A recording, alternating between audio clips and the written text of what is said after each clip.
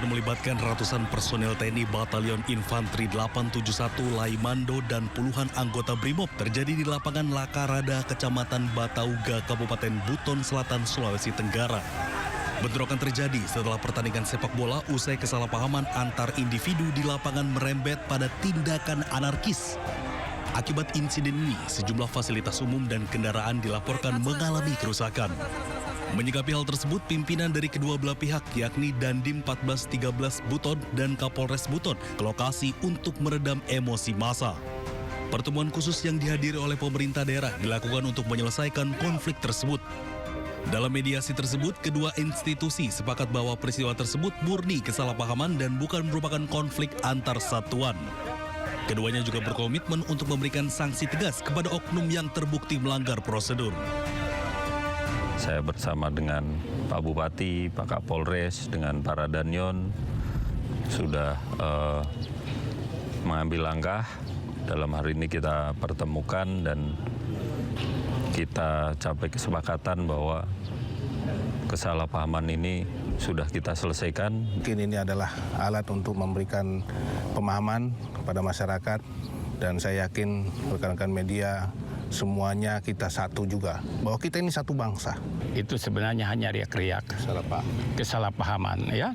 Tetapi alhamdulillah dengan pertemuan ini yang kita saksikan bersama, mereka begitu bersatu, rasa kekeluargaan lebih tinggi. Tidak ada lagi perbedaan di antara prajurit. Saat ini, personel TNI dan Polri telah bersama di lapangan sepak bola dalam mediasi damai yang digelar pemerintah daerah setempat. Mantan Menteri Pendidikan Kebudayaan Riset dan Teknologi Nadiem Makarim menjalani sidang perdana di Pengadilan Tipikor Jakarta Pusat.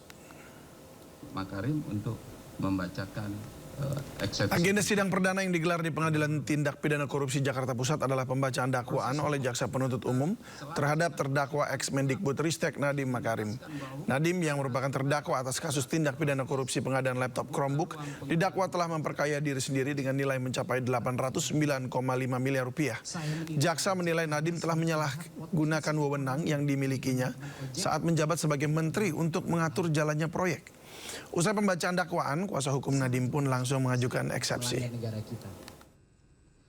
Majelis siang ini juga kita akan mengajukan eksepsi karena semua dakwaan-dakwaan tadi itu semuanya asumsi. Contoh, bagaimana soal adanya pemecatan level eselon 2 disalahkan kepada Pak Nadiem? Sangat tidak masuk di akal. Bahkan Pak Nadiem sendiri tidak tahu kalau orang itu diganti.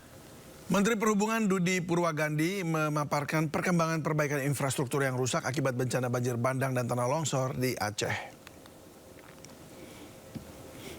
Menurut Dudi, Kementerian Perhubungan akan segera melakukan perbaikan dan pengadaan penerangan jalan maupun aspek-aspek keselamatan lainnya saat jalan-jalan nasional sudah terbuka. Lebih lanjut, Menhub mengatakan Kementerian Perhubungan terbuka bekerja sama dengan gubernur maupun bupati wali kota terkait penanganan pasca bencana di Aceh. Sepertinya dari Kementerian Perhubungan tidak banyak yang terdampak, Bapak, baik bandara maupun pelabuhan. Hanya saja memang ada beberapa lokasi yang terkait dengan kereta api dan juga fasilitas sarana prasarana yang terkait dengan darat, Bapak. Seperti misalnya penerangan jalan dan aspek keselamatan lainnya. Kami sudah menghitung, Bapak, nanti dan kami sudah mengalokasikan untuk di anggaran kami. Insya Allah begitu jalan-jalan nasional sudah terbuka, maka kami akan melakukan perbaikan atau pengadaan untuk penerangan jalan maupun aspek keselamatan yang ada di darat. Terkait dengan kereta, memang kami masih melakukan survei, Bapak, karena memang cukup parah untuk jalur kereta api. Kita sedang menghitung lagi kira-kira kebutuhan dana karena rel kereta banyak yang bukan sepertinya Pak, memang sudah tersapu dengan air. Jadi kita sedang menghitung secara keseluruhan sepertinya mungkin ada pengadaan baru, Bapak, untuk rel kereta ini. Kementerian Sosial memberikan bantuan untuk korban bencana di Aceh, Sumatera Utara dan juga Sumatera Barat. Bantuan berupa santunan bagi korban meninggal dunia hingga kebutuhan lauk pauk. Menteri Sosial Saifullah Yusuf menyampaikan pihaknya telah menyalurkan santunan kepada korban meninggal hingga luka-luka. Pemberian santunan dilakukan berdasarkan data yang telah diverifikasi oleh pemerintah daerah dan juga BNPB.